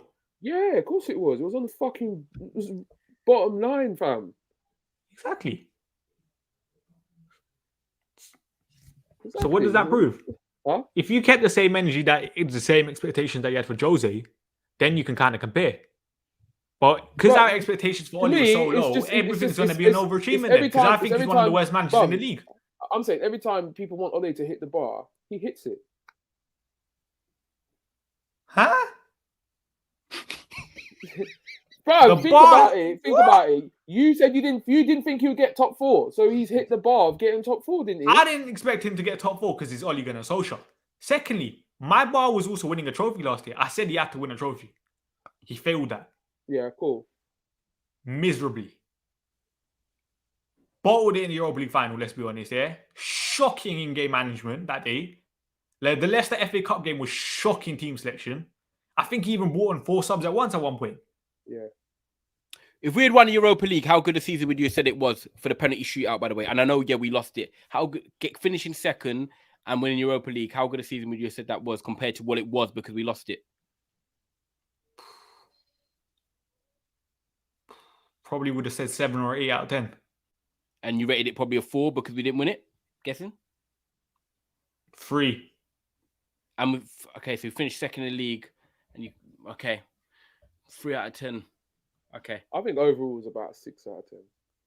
6 for what? Just getting second? Yeah. And it weren't really a convincing second. We weren't the second. Bruv, we still got second, bruv. I don't No, want but to like we hear weren't. that, bruv. We In it was second, 2013, when we yeah. won the league, bruv, everyone was saying, It was bruv, United second, but was we weren't really in a title challenge until the last couple of days, were we? I hear that, bruv, but we still It got was just second, second. innit? That's all it was. It wasn't Still- like, you know what, we're We competing still for. got second, fam. There was no difference between that second and the Jose Mourinho 19 points off second, you could argue. Yeah. We were never going to win it. It's actually the same similar season, you think about it, because we got to a cup final that year and lost. And you were probably going to call for Jose's head that time. No, I wasn't actually. I was actually pissed off that they didn't back Jose. Interesting. Now, last topic, Zidane, Conte. Loads of talks on Zidane and Conte. I think Fabrizio Romano said that if Zidane comes in, or actually Zidane wouldn't refuse an offer kind of thing. Yeah, but now it's come out about an hour ago that he doesn't speak a word of English and he's never interested in the Premier League now. Let's just say Zidane's interested. Okay. Yeah. Because I'll be honest, I think if United paid the money, he'll kind of be tempted, didn't it? Yeah, especially with Pogba, Martial, and Varane there already. You've got the French boys there. Ronaldo clearly wants him. Can I just say, everyone that's like here, by the way, make sure you're liking this video and subscribing because Statman is nearly at 5K. And I know he's not going to say it on the show, but I'm going to do it for him. Make sure you're hitting that button and that notification bell because it takes 1 second at your time. And then subscribe to Trafford Tunnel after. Big up. Because I have to do it for the 5K, so he's right. Make sure you guys subscribe. Yeah. You're too nice, and I like it. You're too nice with it, but I have to do it for you. I can't always forget to say that. And make sure you guys subscribe to Trafford Tunnel as well. The link is in the description. Hit the notification bell. Biz loves that. Zidane. Come on. Zidane over Conte. Do not bring Conte to destruct everything that Oli has built up. People are so obviously. I know there's going to be people out there that maybe are maybe a bit younger than me, haven't grown up, seen us win trophies. I'm grateful for what I've seen us grow up and do. At the end of the day, Oli has now built something for us. But there's 4 steps in it. Oli's done 3 of them. Now there's the 4th one, which is getting us to the next level of challenging Chelsea, Man City, and challenging for the Champions League. Now, the next manager I want to do that with is got to be someone that can come in and coach, can be able to handle egos, experience, and youth, and actually get results that he wants to stay for more than 2-3 seasons. I'm done with a Van Gaal staying for 2 years. I'm done with Mourinho staying for 2 years. And now Oli looks like he's probably going to stay for 3.5, 4, which is our longest since Mourinho. It's not longest since Ferguson. Conte does not bring us that. Conte will want to bring in all his players. And you know how many changes he makes at clubs he goes to. Chelsea, Inter Milan. He will sign a lot of players and he will cause friction at the club because there's going to be players that have been signed for big money or players on big wages or players that are potentially better that are not going to see game time. Then Conte leaves. Then the next manager has got to come in and do a job that Oli's just kind of 75% of the way through. No, it's got to be Zidane for me if I'm picking out of the 2. Zidane for the aura. He has much more aura than Conte. You see Zidane walking out on that training pitch, and I'm telling you now, man are standing up and they're thinking, raw, I'm getting coached by Zidane. Whether his training drills are shit, you're getting picked by Zidane to play for a club. And at the end of the day, with Pogba having respect, Varane having respect, it also entails that it will keep players at the club. Big players like Pogba, big players like Varane, big players like Bruno, if they play well under him, that want to be at the club. Ronaldo, that want to be at the club. For me, I'm not screaming that Zidane is my preferred number 1 choice. However, if you give me the choice of Zidane or Conte, I am picking Zidane. We've seen that he can play a 4-3-3. We can also see that he plays a 4-4-2. We've also seen that he plays a 4-2-3-1. Now, if you look at Manchester United's players, what do they suit more? For me, they don't suit a back 3 because if you go to a back 3 like Conte probably does, are Diego Dallo and Alex Telles good enough to win me a league in a back 3 system? I don't think they are. So you play to your team's strengths, and that's with Zidane who can play a back 4. Fernandes and Ethan Laird, and you have that. But to be honest, I don't really mind, man. You want Conte? You do not want Conte. Don't do it. Okay, wait. You said listen, I wouldn't mind. Obviously, Zidane is my first pick, but I wouldn't even mind Conte because you see one thing with Conte, yeah, he's very good at building sides, bro. Yeah, I know the team's kind of almost built, ready now, a couple players away from it being perfection, but Conte, you have to give him credit, bro. He knows how to build a team, bro. He's done it with Juventus. He's done it with Inter, and he almost done it with Chelsea as well. So he's got credit in the bank, innit? Obviously, Zidane, we know what he comes with, innit? Like Champions League, the guy is incredible. That thread that Statman put in the group, that's incredible, bro. It's very inspiring. So, and who was it? Who's the other candidates? There's Ten Hag. I don't mind Ten Hag, bruv. I like the style of football he plays. I'm not sure. The only thing that worries me about him is just it's a definite step up, man. And I don't know if he's worked with big players like the players that we've got. I think the biggest player I can think of him coaching has probably been like Huntelaar, Daley Blind. Obviously, he's made a lot of players go on to bigger and better stuff like De Ligt and Van der Beek and who's a brother at Barcelona, fucking De Jong. But yeah, Zidane for me, man. I got a question. Do you think Conte is a defensive manager? Not really. Not really. Just play the back five. Just because the team plays the back five doesn't mean they're defensive. Are Brighton defensive? They play a back five? No. Good response. Because I got Inter Milan last year scored I passed 89 the goals. exam, people. I passed the Statman exam. No. Because I can't lie. You see, yesterday people were annoying me. Yesterday on Twitter, people think a back three equals negative football. Nonsense. Nah, man. It doesn't. What do you In mean? Milan, Juventus, in the bruv, was it Lichtstein and Evra fullbacks? And was it a back three or was it Barzagli and was it Chiellini and Bonucci? Bruv, solid, bruv. Midfield, Pirlo, Marquisio, Pogba, and then was it Tevez and Mandzukic? No. Nah, who was it before? Was it Llorente? Llorente, innit? Oh, fucking, it might have been Llorente. Tevez and Llorente, bruv. Yeah, Wait, can I read something? Inter Milan last year scored 89 goals in the league. One less than Atalanta, which is the second most. Atalanta scored 90. They created the third most big chances with 116. So the idea that Conte is defensive, I don't. Yeah, and to be honest, out of the top five, they conceded the most and still won the league. They conceded 54. Okay, oh, we didn't know that. Oh no, actually, I might be wrong. Sorry, no, the goal difference was the highest. Sorry, it was 54. Yeah. Sorry, the goal. That sounded a bit wrong. 54 goals conceded for Conte's side. Yeah, sorry, no. Yeah, the goal difference is the highest at 54, and the team closest to him were like 43, 39, 33. Okay, now let me play devil's advocate here. First season, I think you said something about Conte needs to build his squad. First season at Chelsea wins the league. Yeah. How many players did you really sign? What, at Chelsea? Nah, yes, I'm saying I think that's what I said. Chelsea was the only team I don't think he really had to build. But obviously, so you can kind of argue. Well, if you could kind of argue, then say if he does, we know Conte likes to play back three. Then, yeah. Alex Telles, and Diego Dalot, you could argue could be very, very good wing backs. I don't. I'll probably better suited to play wing back than full back. Yeah. Yep. So that could potentially work. Secondly, I don't think the specified back three is his first choice. I believe at Chelsea tried a back four. He started with the back four. Rinsed by Arsenal, changed it. Inter Milan, they're not good. I wouldn't say they're as good as Chelsea, so he done it to accommodate the forwards. I'd say get the best out of the midfield. So I think no, but I'm just saying, like, if he does go with a back three, which we've seen for his last two clubs, it could work, innit? Yeah. Another thing I wanted to say, like, people keep saying, "Oh, 3-5-2."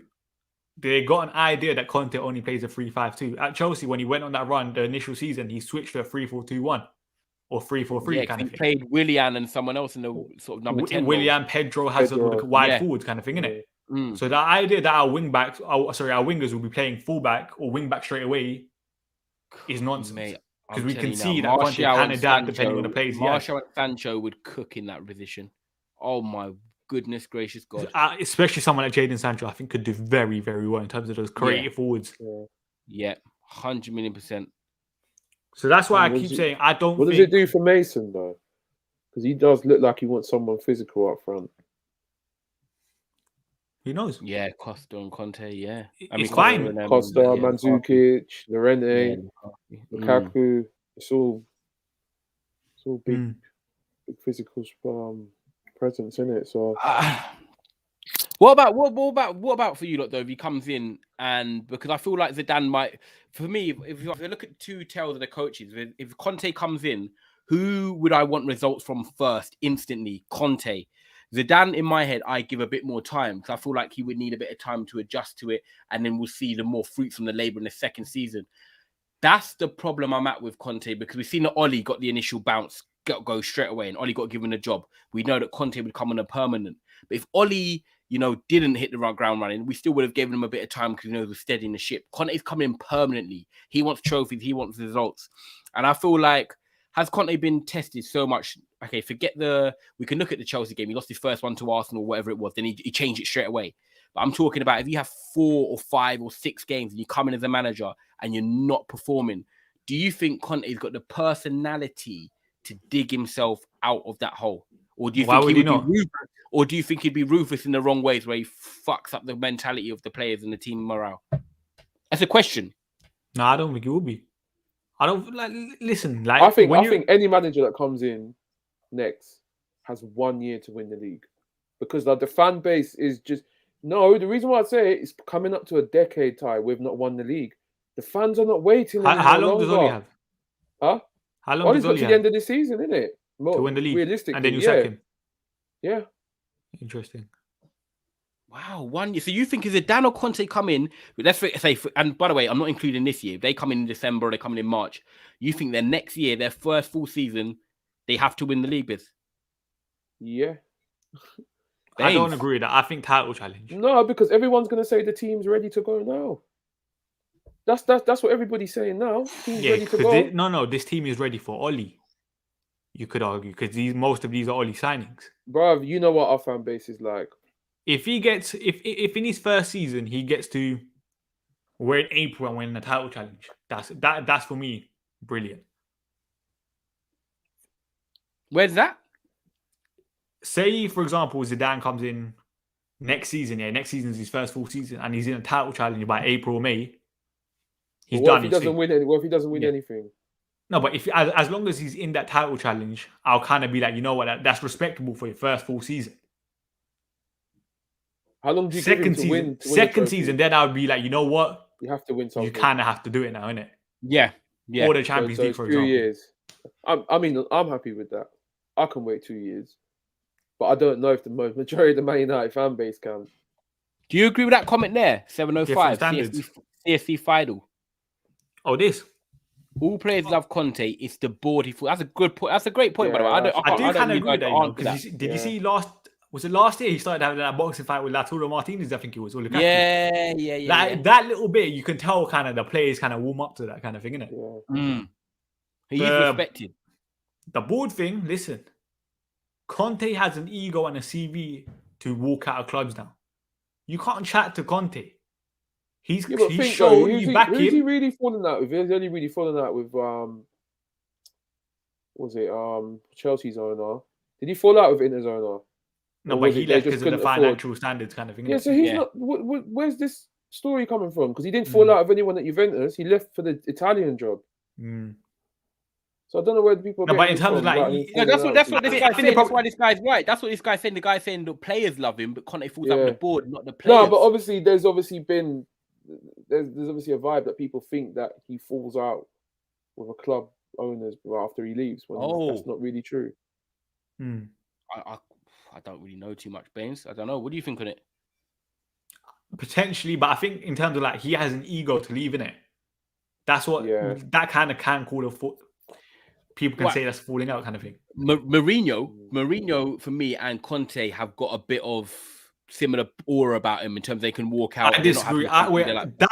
These comparisons here with Jose and Conte, I disagree with. I think Conte right now is a lot better manager at this moment in time than what Jose was when he came over. I don't mean that. I'm not saying you, Ty. I'm just saying in general, innit? Like, I think a lot of people underrate Conte. Yeah, I agree. I think Conte. I agree with that comment. I think in terms of aura, since Ferguson's left, when you look at David Moyes, he's definitely not going to call out the Glazers or stand up too much. He does it when he's 3 years left. You've got Louis van Gaal, who used to call out the board because he's got that aura about him. He used to see how he was unhappy and not being backed in the transfer window, and then it always caused a bit of unrest. He won the FA Cup, he was gone. Mourinho, even though he got sacked because of his performances, what did he call for in the whole of the summer? And he didn't get it. He wanted a centre-back. He moaned at the start of the season, if we were top, I still haven't got the players that I wanted. I haven't got the centre-back. You now got Herrera centre-back against Tottenham, I think it was, isn't it? Yeah, he's played. Yeah, exactly. And then when you got Oli, man. Oli and Moyes. Remember when you put Pogba and Matic centre-back with Smalling? No, but I can't you see Jose, you just can't hate him. Mr. Box Office. That's my guy. I like him when he's not at my club, but I hate him when he was at our club. Yeah, And then yeah. you get me. And then you got Ollie though. Then you got Ollie, who's similar to Moyes. He's a bit more of a. I'm not really going to say too much. I'm like you see reports Manchester United or Ollie fuming because he didn't get a defensive midfielder. It's not coming from Ollie's mouth. It's coming from reports. So for me, if you get Conte, it goes back to the point of right. That's another Van Gaal, Mourinho type of appointment. Not in terms of style, but in terms of what the Glazers and the board are going to get. If he doesn't get what he wants, he's going to be calling it out and he's going to make noise about it so people hear from his mouth. And for me, but don't you think that's I don't know if the Glazers, I think it's not a bad thing. I just don't think the Glazers want to do that again. No, forget the Glazers, but from a fan point of view, listen, if he calls out the Glazers, I'm loving it. I love it. Yeah. I love it. Like, I'd rather that happen than kind of Ollie kind of say, yeah, I'm happy with the business being done, even though he might not be happy. I'd rather the managers just call out the owner and say, you know what, I wanted this, and that.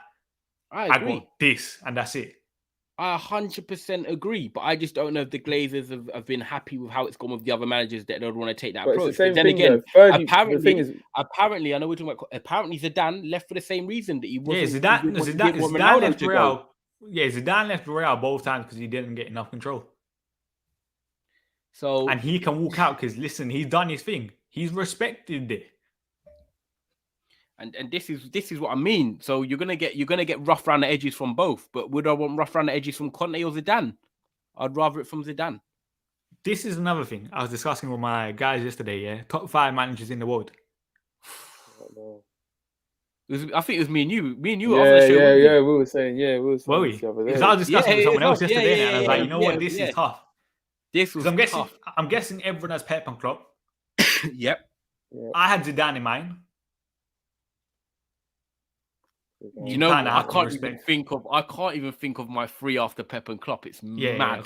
That was tough. I had Zidane in mind because let's be honest, 3 Champions Leagues, only 3 managers have done that in football. You have to put respect on Zidane's name. Second stint, people can say individual brilliance all you want for the first stint. Second stint, respect the guy. Yeah, you people have got Tuchel in it when Zidane's won 3 of them. Like, you know what I'm saying? You got to put. See, that's another thing that I hate. Yeah, when people keep saying individual brilliance for Zidane, nonsense. You don't individual brilliance your way to 3 Champions Leagues in a row. First of all, wait. I swear he won 3 though, and come back in and won it a 4th. No. He won 3. Second time, I think he got to the Champions League semi-final last year, and he also won a league. Yeah. But let's be honest here. You see the second stint. The second stint, come on, man. That Real squad weren't the same. The recruitment wasn't brilliant, kind of thing, for Real's point of view. But at the same time, he did make some good switches in terms of bringing Mendy instead of Marcelo. Introducing Freddie Valverde, for example. Is this question just top 5 managers now, or? Yeah, of course it is now. Yeah, now. Who? So what about like Jose and Ancelotti? Nah, they're not top 5. We're talking about now. Their ship's gone, man. Yeah, their ship's gone. We're talking about right now. People who could even say Mancini is not even in that list, and he could be in there.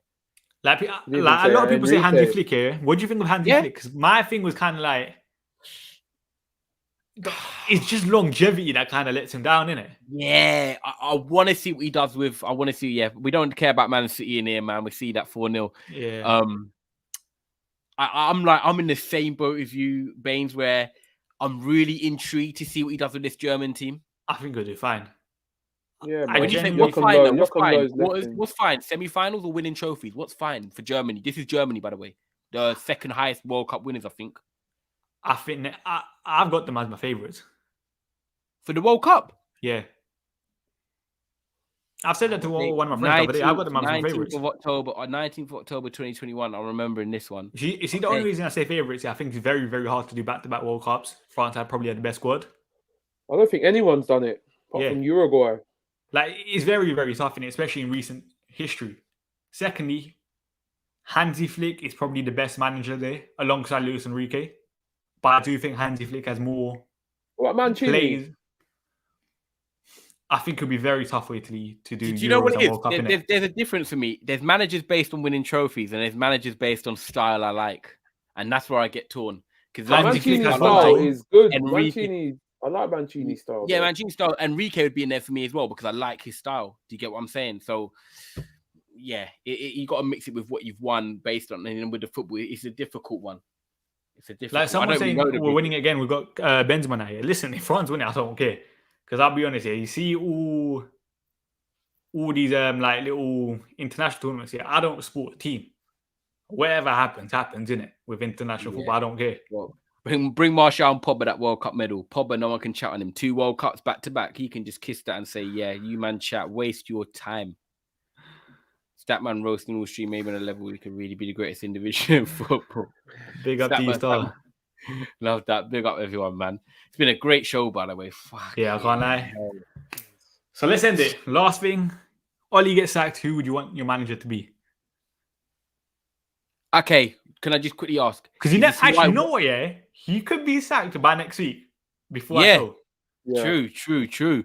Okay, right. Is it who I want? Is that who I want or who I realistically? Smiling, you know, he can't wait. Bro. Big up Ian Byron as well for his birthday. 48th birthday. Yeah, happy birthday. Love happy that. Happy birthday, bro. Thank you for watching the show as well, and I hope we've made it a good one for you, man. So thank you. Yeah. Okay. Can I quickly just before I answer that, is it who I want to get or is it who I realistically think we can get? Do both.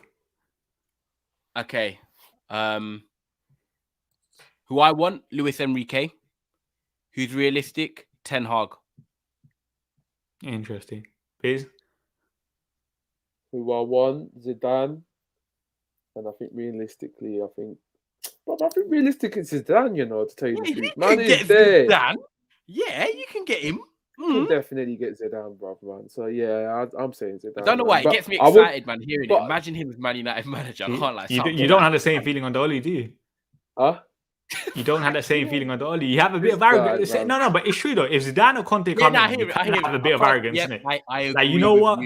Like people go but it does now. scare, but I'm not gonna lie, it does scare me, bro. I don't want to be back in the same position as we were with Jose and LBG because them are the same level. They're the same level. I'd rather take that risk because I know this current regime ain't working. So I'm with this, man. I like Zidane, but it's the risk. With Ten Hag and Luis Enrique, I feel like they bring a fresh approach, which we haven't actually had for 10 years.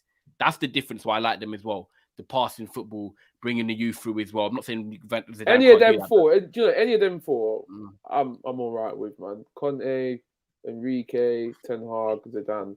I'm cool. What about you, Bains, as well? Then, first of all, big up Ian. Well, hopefully, like you recover fully from your elbow operation. The person I want everyone knows is Zidane. That's just my guy right now.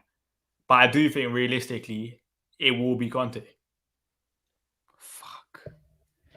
I don't mind Conte. I don't mind. I wouldn't mind him, but I can't lie. I know. Missing out on Zidane would kind of hurt me though. Yeah. I don't know. I can't lie. I think as all they say with Conte, the only thing that lets him down massively is his European record in my eyes. His European record is shocking. First time when Jose was on the verge of getting sacked, my two was Poch or Zidane. Obviously, we missed the boat. If someone asked me, would I take Poch at United today? Actually, if he didn't work out for me at PSG, and there's no reason why I'd probably say no. I think the fit isn't right at PSG, but I think he could. Be better. Yeah, I think he's better than Oli, but still, like, if we get Poch, that would be one of the most. It would be underwhelming. Underwhelming. Yeah. If you ask me Poch or Ten Hag, I'll probably say Ten Hag. Yeah. If you ask me Zidane or Poch, it's clearly Zidane, isn't it? So we'll see. Okay. But anyway. No. I've got one question for you. Go on. Would you want us to lose to Liverpool if it meant Oli gets sacked? Liverpool's a one-game no. Well done, babe. Yeah. You know why, yeah? Had said to me, I hope we get smoked 3-0. And I said, No. You see that Liverpool game? That's the only game I'm like, you know what? Never.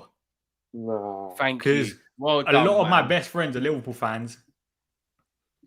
I got a lot of family who are Liverpool fans, like my dad. Yeah. That's the one game you just can't lose. I'm glad. Thank you, man, because I'll be honest, I just want to say it now. Anyone that's out there, even on the social media world, that wants us to lose to Liverpool, get your brain checked out, man. I don't care who the manager is. I don't even know. I could have anyone. I could have, what's his name? The one that used to manage Blackpool, Ian Holloway as manager of Manchester United. I do not big up Ian Holloway, you know. I used to like the guy. I like him now. I love him as a personality. Love him, but I mean about the I remember Gary Taylor Fletcher. I was thinking about him the other day. Yeah, of course. Him and Charlie Adam and them, man. But anyone that wants us to lose to Liverpool, idiots. fools, Who's the man. striker with the gold tooth? DJ Campbell. Yeah. Yeah. I like I that don't know. football team, I think man. I used to have like a Gary Taylor Fletcher match attacks or something, innit? I just remember the game. No, I actually do. You know, I was thinking about it the I other can't day. lie. I had Charlie Adam in my fantasy team back then, but I was in school these times. I think. Charlie Wow. Adams, man. Mad. But But yeah, okay, anyway. Bains, that's it, man. I wanted to ask you that. So big up for you. Answered so right, man. I'm glad. I was worried. But anyway, big up everyone for watching. Is there anything you guys want to shout out? Ole's saving Yeah, his job, man. fam. Go on, Biz. You go first, and I'll jump on after. Ole's saving his job. Yeah, don't watch that. Ole at the wheel and that. Yeah, May, bro. May, book the day off. Remember, people, man. Carnival settings. I love this one. Book the day off. Make Book sure the you're day liking off. and subscribing. Statman is so close to 5K at the end of the week. I want to see that Like magic and number subscribe, 5. people. I think he's Make under sure you 300 away now. 300. Oh, we can do that, man. By the time this next week's show, it might be party time for you. Listen, I'm so desperate for it, man. Like, subscribe. Trafford Tunnel, like Baines said, our description for our channel is in there below. So please come subscribe. We're about 2 away. Well, when I last looked, we were 2 away from 300. We only started up the channel 3 weeks ago. Baines is on as well weekly. I don't think we'll do a show tomorrow because I've got to work overtime. We'll be doing a watch along tomorrow for the game.